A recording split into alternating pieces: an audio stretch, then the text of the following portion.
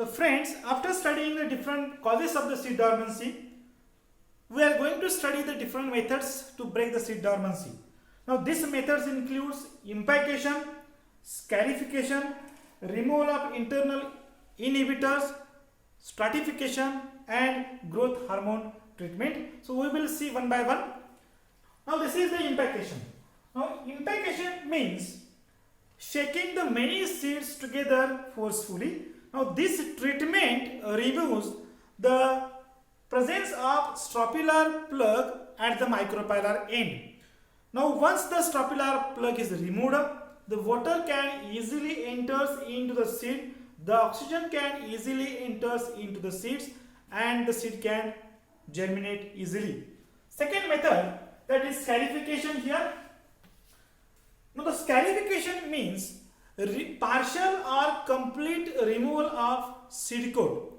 Now this seed coat can be removed by using hammer, by using sharp knives, pointed needles or sandpaper.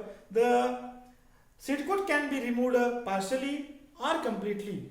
So when the seed coat is removed by the use of such mechanical equipments, the scarification is called as mechanical scarification. The seed coat can be removed completely or it can be made softer by using some of the organic solvents or some of the acids.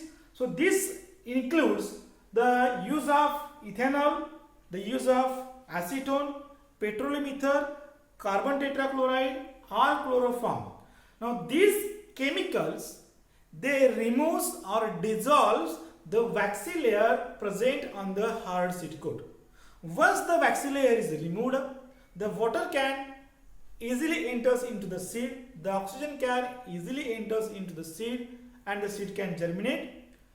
When the hard seed coat is treated with the acids like HNO3 or H2SO4 or HCl, this acid treatment makes the seed coat soft, and once the seed coat becomes soft, it permits the entry of water and oxygen and the seed can germinate easily. Sometimes the seeds of the some plants, they need to pass through the digestive tracts of the birds or animals. While passing through the digestive tracts, the seeds are acted upon by the acid present in the digestive tract of the animals of the birds. The seed coat becomes soft, and such softened seed coat permits the entry of water and oxygen and the seeds can become germinate or the seeds can easily germinate. Now here sometimes the hard seed coat is acted upon by certain kinds of the bacteria or fungi. The seed coat becomes soft and seed can germinate. Now the third method is of stratification. Now this stratification includes the treatment of moistened seeds to the cold temperature. That is, due to exposure to the cold temperature under moist condition, this brings about some of the biochemical, some of the anatomical changes in the seed.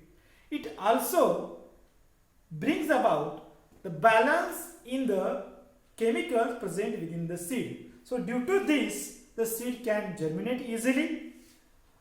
Fourth treatment or method is removal of internal inhibitors. As we have discussed earlier, that is some of the chemicals which may be present in the seed, in the cotyledon or in the seed coat.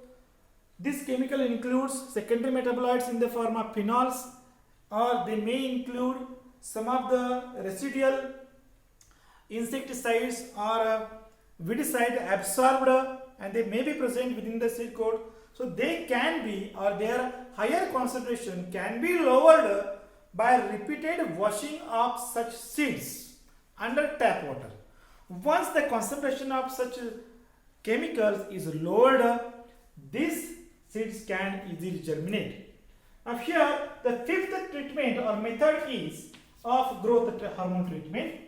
As we have discussed, one of the hormone which is endogenous, which is present in a seed, that is abscisic acid. The abscisic acid, it is a potent inhibitor to the most of the physiological reactions. It is inhibitor to the respiratory pathways. So when such seeds with a higher concentration of the abscisic acid treated with the gibberellic acid, the gibberellic acid can revert the effect of the abscisic acid. Gibberellic acid also removes the requirement of the cold temperature.